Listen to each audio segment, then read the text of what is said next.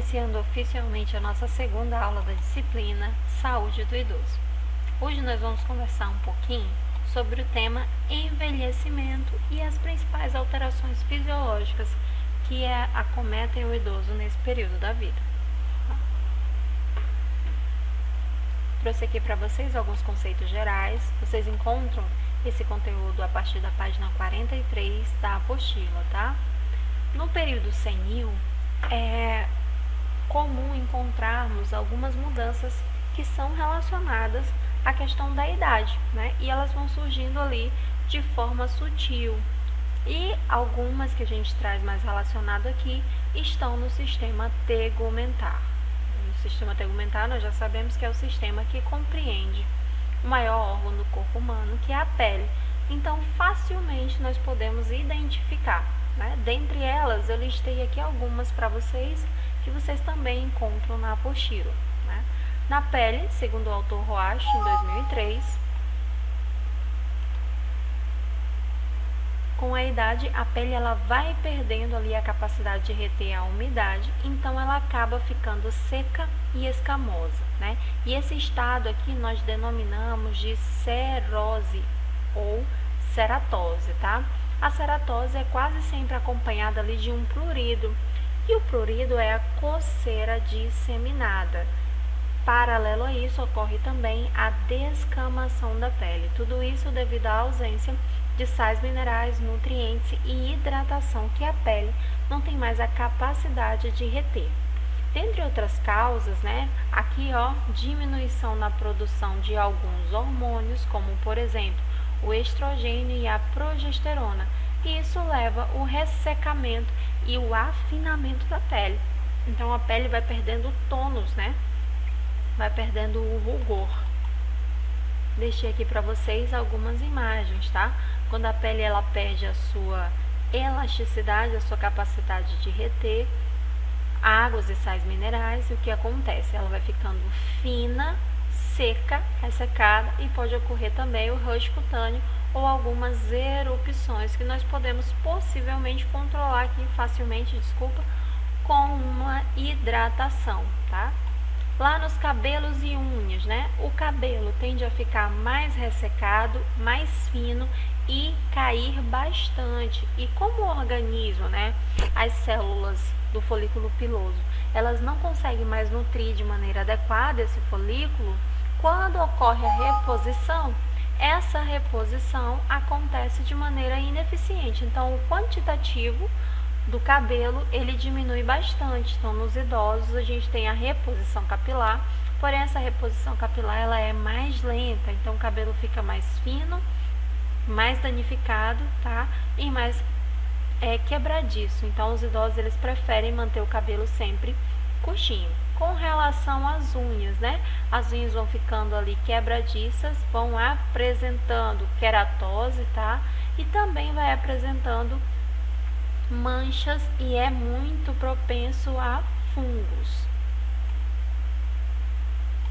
Em relação às glândulas sudoríparas, né? Essas glândulas, elas vão atrofiando com o passar do tempo, fazendo com que haja aqui uma diminuição na capacidade que a pele tem de fornecer uma lubrificação.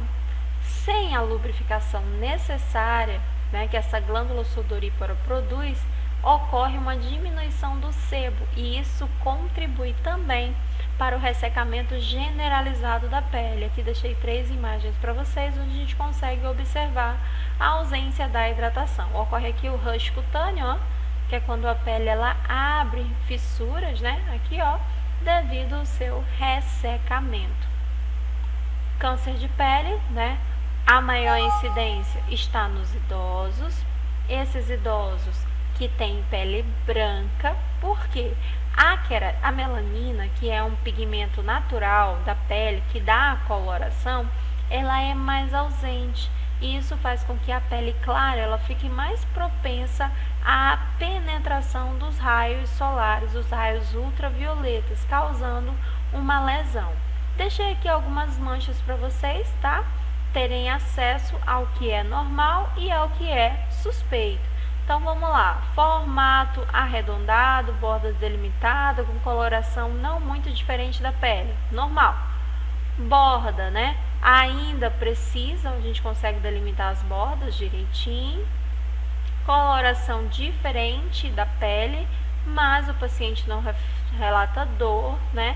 Não relata perda da sensibilidade, então é caracterizada como normal. Quando a coloração dela, né, está avermelhada, também é normal. E devido aqui ao seu tamanho, quando esse tamanho ele não muda, tá? Ele não cresce com o passar do tempo, ela é considerada normal. E nós temos uma evolução lenta. Suspeito é quando as manchas têm uma coloração completamente diferente da cor da pele, tá? Não tem borda delimitada, ela não tem o mesmo segmento, então ela muda na sua estrutura anatômica. Aqui, né? Por exemplo, aqui no meio a gente percebe uma diferença da característica que está aqui nas bordas, né? E ela tem uma evolução rápida. Então, isso sim é considerado suspeito, necessita de uma avaliação de um dermatologista.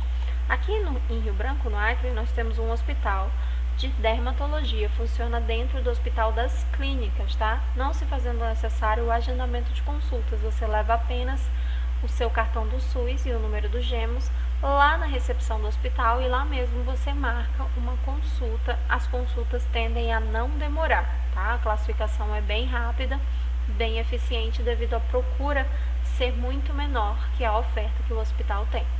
Então vamos lá. Algumas outras alterações sistêmicas podem também ser encontradas nos idosos. Quais são elas, né? Aqui ó, eu listei para vocês as principais: alterações respiratórias, alterações cardiovasculares, alterações urinárias, alterações gastrointestinais, alterações musculoesqueléticas, alterações neurológicas, alterações sensoriais, principalmente na visão e na audição, alterações endócrinas, né? Nós já acabamos de ver aqui acima, alterações imunológicas e principalmente alterações mentais, né? Das principais, né? Eu listei aqui para vocês as que mais afetam, né? O sistema imunológico do idoso, ele está mais fragilizado, então ele passa aí por múltiplos problemas que ocorrem com certa frequência, resultando em diversos fatores. Por exemplo, quando ocorre uma diminuição na resistência do hospedeiro, esses fatores levam a uma doença ou a uma lesão, o que não é difícil de encontrar numa pessoa idosa, uma vez que o seu organismo ele está completamente debilitado pela ação do tempo, né? Então aqui a gente tem uma frequência no início dos sintomas, e esses sintomas podem ser agudos, né? Com uma intervenção ali médica, com uma intervenção medicamentosa, com uma intervenção da fisioterapia, com uma intervenção de enfermagem, né? A gente pode segurar esses sintomas, ou esses sintomas podem surgir de outras causas e de outros sistemas corporais, né? Antes mesmo de se evidenciarem no sistema que está sendo afetado. Nós chamamos isso de causa secundária. Por exemplo, a pessoa está com diarreia, né? Mas a causa dessa diarreia é um alimento que ela ingeriu, né? E está lá com náuseas no estômago. Então, a diarreia ela é secundária, a causa ela é gastrointestinal.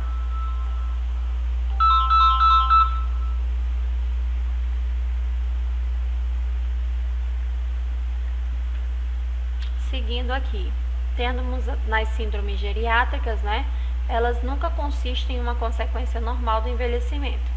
Ela tem algumas intervenções precoces que podem evitar complicações adicionais, como, por exemplo, recrutando a uma ajuda que maximize a qualidade de vida para muitas pessoas. Sabendo quais são as principais síndromes, a geriatria e a gerontologia trabalham na prevenção, né, ou no retardamento dessas patologias, que são elas a iatrogenia, a imobilidade, a insuficiência do esfíncter, tá? Ele não consegue mais segurar a urina, né? incontinência comunicativa e instabilidade postural. O idoso tem dificuldade de manter a postura. Deixei aqui as principais síndromes que são encontradas na geriatria. Síndrome relacionada à cognição, ao humor, comunicação e à mobilidade são as principais. Tá?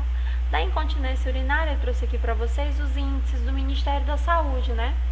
A incapacidade de controlar a excreção de urina pela bexiga. Então, o idoso, ele não tem o controle do esfíncter, ele não sente que ele precisa ir ao banheiro e quando ele percebe, já ocorreu o escape urinário. E isso acomete um número significativo de pessoas idosas. Então, de aproximadamente 10 pessoas, né, acima de 65 anos, uma delas vai desenvolver essa síndrome da incontinência urinária. Ela afeta hoje 50% dos idosos que estão em asilo, 30% dos idosos que estão em cuidado agudo hospitalar e de 15 a 30% dos idosos que estão inseridos na comunidade. Então a gente percebe, né, que essa alteração ela pode estar também relacionada ao quesito emocional, uma vez que ela é mais incidente nos idosos que moram em asilos, né, diminuindo aí a sua incidência de acordo com o ambiente com que esse idoso está se relacionando e convivendo. Existem também algumas causas transitórias que podem ser um delírio, uma desidratação, uma mobilidade restrita, né, como por exemplo contenção. Pode ocorrer devido a alguma inflamação, alguma infecção ou alguma impactação de produtos farmacêuticos que causem aí uma poliúria. Essa poliúria é o aumento do número de urina, aumento do número de micção, da quantidade de vezes que esse paciente ele urinava durante o dia. A incontinência ela está estabelecida aqui, uma vez ela estabelecida, ela pode estar devido às anormalidades neurológicas ou anormalidades estruturais, segundo os autores Smelter e Bari. Os efeitos da incontinência, eles são vistos aqui pelo aspecto psicológico, tá? Principalmente isolamento social, constrangimento e depressão. Pelo aspecto físico, né? Erupção cutânea, úlcera de decúbito, infecção do trato urinário, quedas ou fraturas. E a incontinência apresenta aqui alguns tipos de classificação de acordo com a sua duração e de acordo com a sua sintomatologia, né? Quando ela tem sintomas específicos por anormalidades fisiológicas. Quais são elas? Incontinência funcional, ocorre por um prejuízo na mobilidade, mudanças cognitivas ou barreiras ambientais, né? O desejo de urinar vem, ele é forte, mas essa pessoa é incapaz de alcançar o banheiro antes que a urina seja excretada. Então, essa daqui é a incontinência funcional. O paciente não perdeu a sensibilidade, ele continua tendo vontade de esvaziar a bexiga, continua sentindo, né, a necessidade de ir ao banheiro, porém ele não consegue chegar até o mesmo. E aí a gente pode observar se ele tem condições de locomoção, né, se ele é um paciente restrito ao leito. Tem também a incontinência por desejo premente, né, que é a incapacidade de conter voluntariamente a urina após sentir um forte desejo de urinar. Isso pode ser causado por contrações da bexiga decorrente a um processo, tá, causado por uma doença, como por exemplo, uma infecção no trato urinário. Então, na incontinência aqui, ó, por desejo premente, né, o paciente ele sentiu ali, ele pensou em urinar, ele sentiu a vontade, a partir dali ele já não consegue mais segurar. E tem também a incontinência de estresse, né, que ocorre aqui, ó, um vazamento de urina, que é resultado dos músculos perineais enfraquecidos, combinados com uma maior pressão intraabdominal, como, por exemplo, tossir, espirrar, rir ou até mesmo pegar uma sacola de compras. Isso é muito comum no público feminino devido quantitativos de parto normal. E é muito comum a cirurgia de perineorrafia nas mulheres, tá? Que é quando ela sutura a parede, né, do períneo para que ela possa sustentar os órgãos internos, como por exemplo útero e bexiga. Então essa cirurgia não é uma cirurgia estética, é uma cirurgia para a qualidade de vida da mulher que teve várias gravidez sucessivas com partos normais. E eu tenho também a incontinência de refluxo, né? Eu chamo isso de bexiga neurogênica. Ela está associada a alguma lesão na coluna vertebral e é causada aqui, ó, pela falta de consciência de que a bexiga está cheia e, portanto, ocorre uma eliminação involuntária da urina.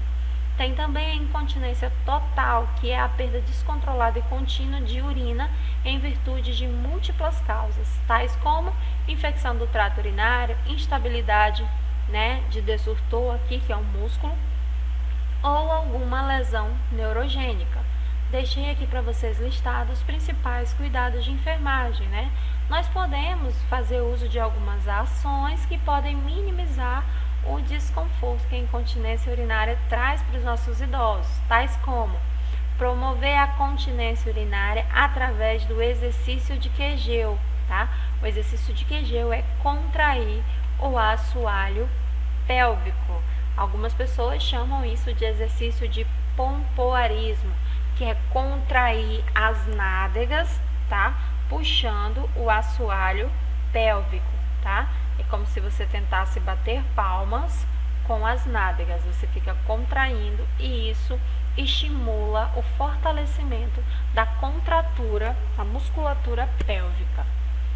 Podemos também fazer o treinamento da bexiga, como por exemplo, em horários específicos com intervalo de até 2 horas. Isso quando o paciente está usando um catéter vesical, tá? E aí a gente fecha esse catéter, deixa ele fechadinho e espera que o paciente sinta a necessidade de esvaziar. E só então nós abrimos esse catéter. Nós podemos promover aqui, ó, a privacidade do paciente, tentar reter a urina até a hora estabelecida para a eliminação, aumentar o tempo das idas ao banheiro, permitir maior acesso ao ambiente, tá? Aqui entra naquela questão da acessibilidade. O ambiente tem que ser facilitado para ele ir ao banheiro, né? Por exemplo, podemos utilizar também o uso do urinol, roupas com facilidade para que esse idoso consiga abrir e fechar sozinho, treinamento de hábito, tá? Que é quando a gente estabelece um horário de ida ao banheiro e ofertamos elogios pela conquista, como se fosse uma criança, tá? Na incontinência, alguns pacientes do sexo masculino pode ser usado um dispositivo externo com um coletor que exige uma troca diária para evitar infecção e danos à pele. Vou mostrar para vocês qual é. E o uso de fraldas não é incentivado, tá? Não é incentivado devido ao efeito negativo sobre a autoestima dos adultos. E quando for necessário que a gente faça esse uso, ele deve ser criterioso com trocas frequentes acompanhadas da higiene da pele, porque a urina ela pode estar ácida e ela pode lesionar a pele que já é muito enfraquecida. Devemos utilizar o uso de protetor de pele, como por exemplo, produtos à base de ácidos graxos essenciais. Eu vivo falando isso aqui para vocês, né? O ácido graxo essencial de mais baixo poder aquisitivo é o óleo de girassol, que a gente encontra aí até nas prateleiras de supermercado, tá? A gente compra ele de litro, então é um valor acessível para qualquer idoso.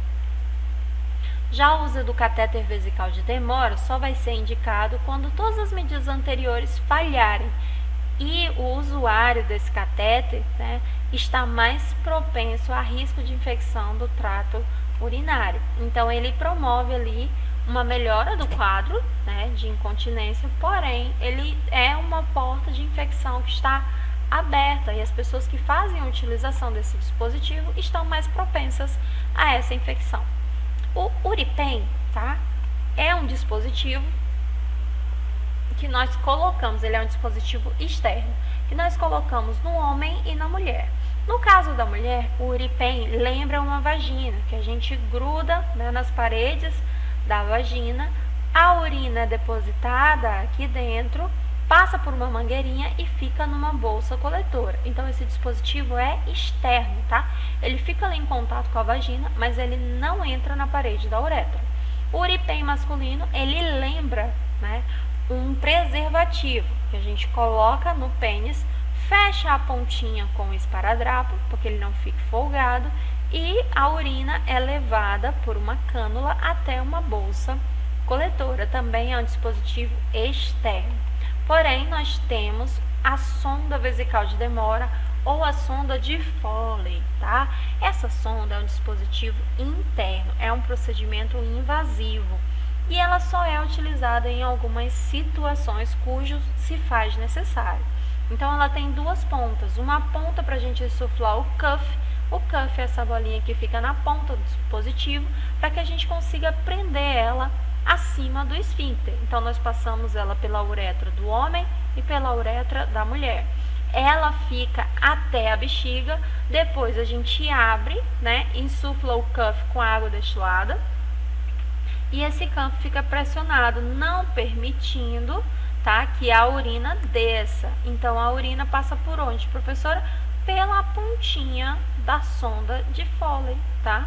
Ela é vazada, então a urina vai passar aqui por dentro. E o paciente perde o controle do esfíncter. Se a gente quiser fazer exercício vesical, nós precisamos fechar esse dispositivo e deixar que o paciente abra quando ele sentir a necessidade de esvaziamento da bexiga, tá? Então, as principais consequências dela é que é uma porta de entrada para infecções. Esse procedimento é estéril e deve ser trocado a cada 15 dias. E quem passa, tá, é o enfermeiro. O técnico de enfermagem fica com os cuidados e auxilia. Mas a passagem é realizada por um profissional enfermeiro ou pelo profissional médico, ok? Aqui, ó, deixei uma bexiga para que vocês vissem a sonda de Foley, tá?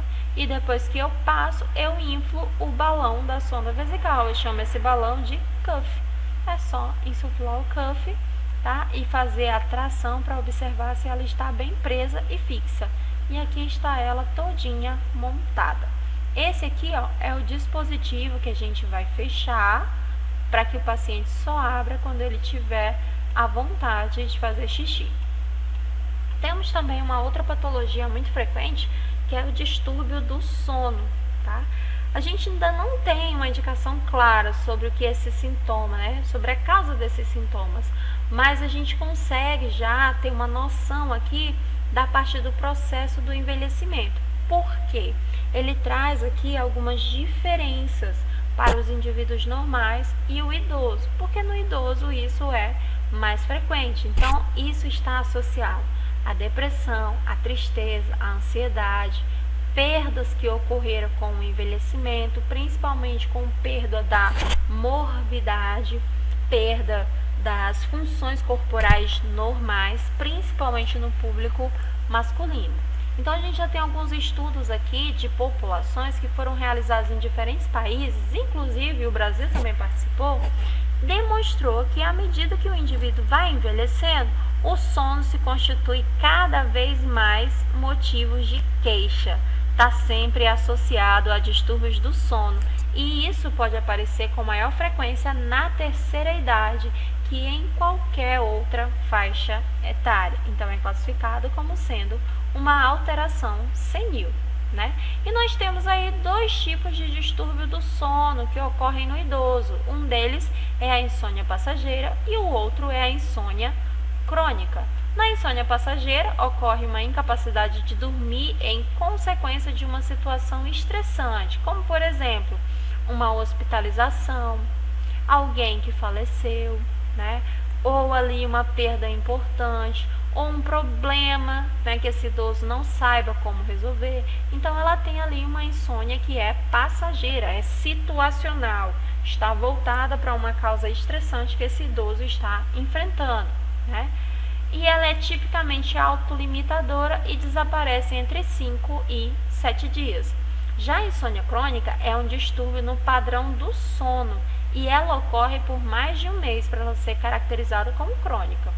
Esse tipo pode causar ansiedade, irritabilidade, fadiga e funcionamento mental prejudicado. Então, sim, meus amigos, nós da área da saúde que costumamos a trabalhar à noite, é possível que nós passamos por algum tipo de confusão mental, que nós fiquemos mais irritados e que nós desenvolvamos ansiedade, tá? E que a função mental esteja prejudicada. Isso não ocorre só no idoso. Nos profissionais da área da saúde, nós chamamos isso de síndrome de Burnout. Eu lembro que eu sempre trabalhei à noite, né? Tinha filhos pequenos, então meu marido trabalhava de dia e eu à noite. Um belo dia, eu saí do hospital para ir para casa, sempre fazia o mesmo trajeto, né? Saí por volta das 6h30 da manhã do hospital e a rua estava em obras. O trajeto que eu sempre fazia estava em obras, então eles fizeram um contorno, né? Para que você lá na frente saísse na mesma avenida. E eu entrei naquele contorno e eu não sei por que cargas d'água, em um dado momento eu não sabia mais onde eu estava nem para onde eu estava indo. Aí eu parei o carro, né, uma rua depois só de onde eu tinha saído, né, que era do hospital. Parei o carro, me deu uma estafa, um branco, e eu comecei a chorar, eu entrei em pânico. E aí eu não conseguia nem pegar o celular para ligar para alguém ou para colocar na localização, para saber qual era o caminho da minha casa. E aí nisso passou um rapaz conhecido e perguntou se eu queria ajuda. Eu falei que eu queria. Ele perguntou: o que você precisa? Ele achava que o carro estava quebrado, né? E eu falei assim: eu quero ir para casa. Aí ele falou assim: ah, mas tá esperando guincho, alguma coisa assim? Aí eu falei: não, eu não sei ir para casa. Aí ele, no primeiro momento, achou que era brincadeira. No segundo momento, ele entendeu o que estava acontecendo. E aí ele foi me escoltando para casa. Quando a gente atravessou esse local que eu estava fazendo contorno e que eu cheguei na avenida principal, ali eu já sabia ir para casa. Foi algo assim surreal. E aí eu fiquei 3 dias internada por conta dessa estafa, para investigação e tudo mais. Aí fui diagnosticada com síndrome de Burnout, né? E também com estresse, estafa mental e estresse. Aí eu antecipei férias, que eu tinha direito na época, antecipei férias e me veio a decisão de sair do hospital que eu trabalhava. Foi a melhor decisão que eu tomei na minha vida. Desde então, eu tenho buscado aí saúde mental também. Mas isso pode acontecer com nós profissionais da área da saúde pelo excesso da carga horária de trabalho e pela falta do padrão do sono. Então aqui, ó, no idoso é menos tolerante à alteração do ciclo do sono, né? Ele chama isso de vigília. Então ele não tem a mesma reação que um jovem tem. Por exemplo, se a gente quiser ir numa balada e passar a noite inteira acordado, no outro dia a gente fica ali no estado de vigília sem problema nenhum, né? E vai dormir na noite seguinte. Isso é muito comum na juventude.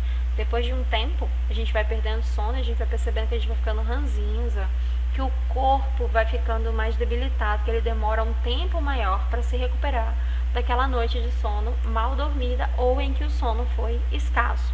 Então a gente tem aqui um padrão do sono do idoso modificado, né? Embora ele precise tanto do sono quanto o jovem, mas o padrão do sono dele já está modificado.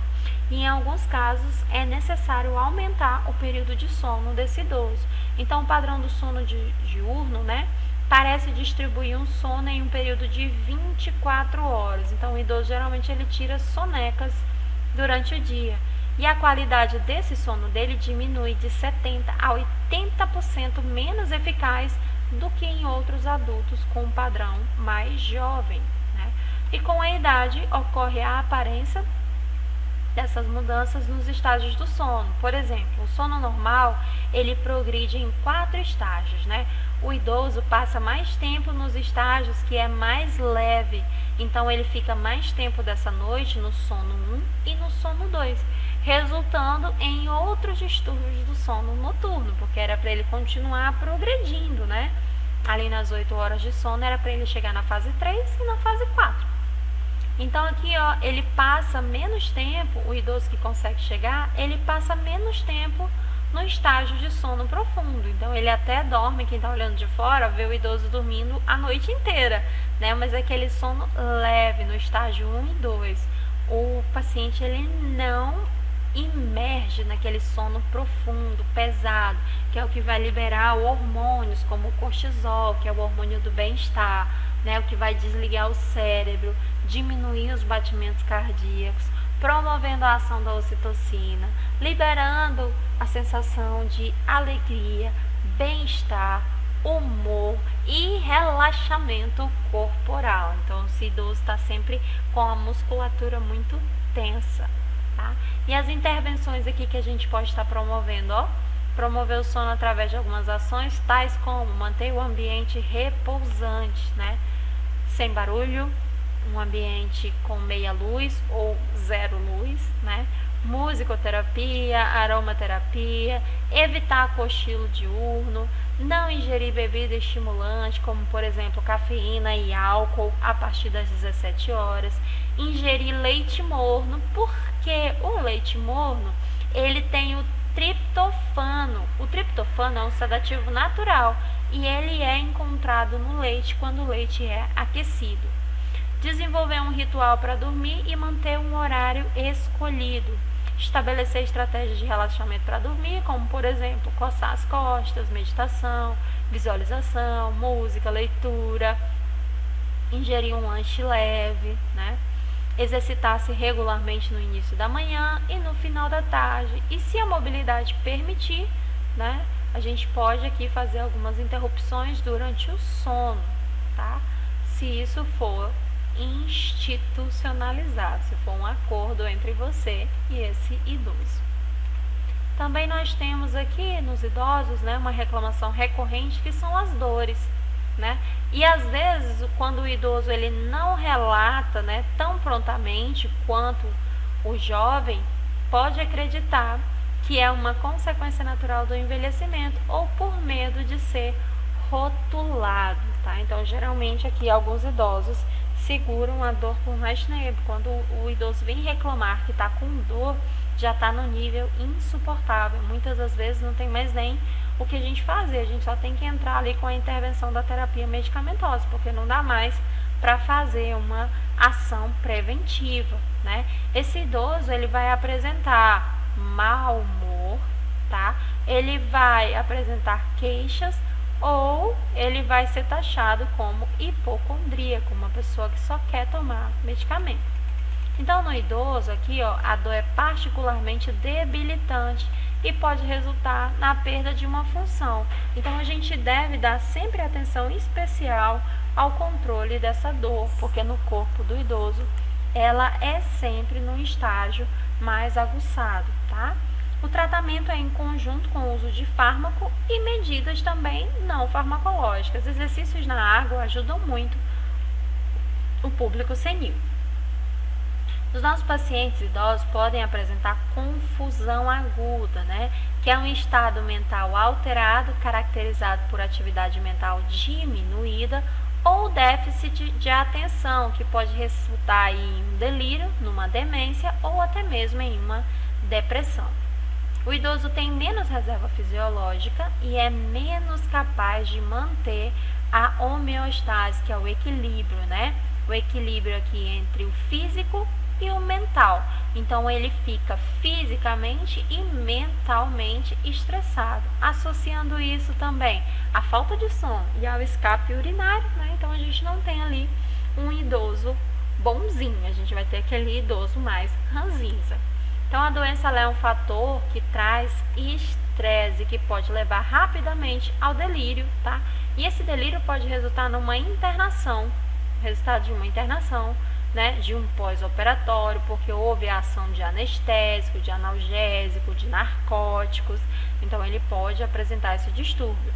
Pode ser também pela sobrecarga sensorial ou pelos déficits sensoriais, como por exemplo a audição e a visão, e podem também causar uma confusão, como por exemplo os ruídos ambientais, privação do sono, também podem contribuir aqui para a ocorrência dessa confusão mental.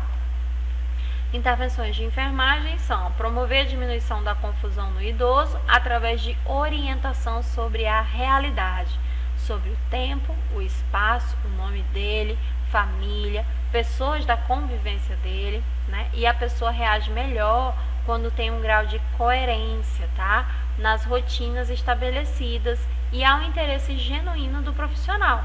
Então, a equipe encontra-se sempre no aqui e no agora. Nós trabalhamos 24 horas por dia, 7 dias por semana. Então, é de nossa função manter o paciente lúcido e orientado. Dona Maria, tudo bem com a senhora? Que linda é essa sexta-feira. A gente não vai perguntar para ela que dia é hoje.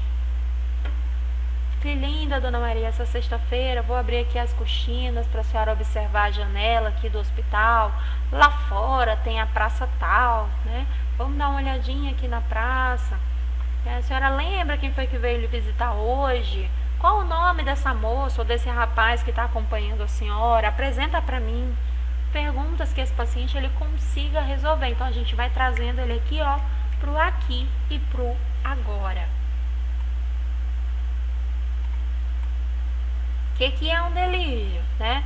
Delírio é um estado confusional agudo, vai passar dali a pouco, é temporário e ele é sintoma de uma multiplicidade de condições clínicas, e essas condições clínicas são tratáveis, e ele inicia sempre com uma confusão e progride para uma possível desorientação.